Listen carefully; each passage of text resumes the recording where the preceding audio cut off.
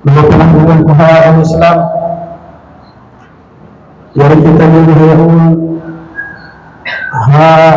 bulan panagnaan sin bulan Al-Hijri, ang bulan Muharram. Serta yari kita nyo bago tahun sin agaman na to, ang tahun Hijri, kapag hijrah si Rasul sallallahu alaihi wasallam dari Makkah ke Madinah. Ang tahun dia akan kabuk siang Allah subhanahu wa ta'ala sin unu-unu ibadat sin kita dari tahun ini hipabilang kata tahun hang ibu upaya terus kapatan takbir. Hadirin kita mengetahui masing-masing.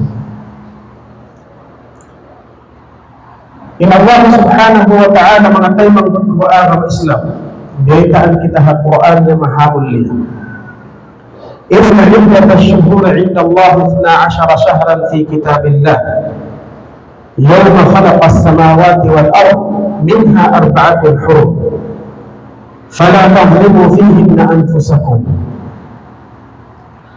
Sebab yang dimaksud Allah Subhanahu wa taala indiman simbolan hadarat si Allah Subhanahu wa taala hamalan penetapan jari illawil tiwal simbolan hang putak 2 bulan.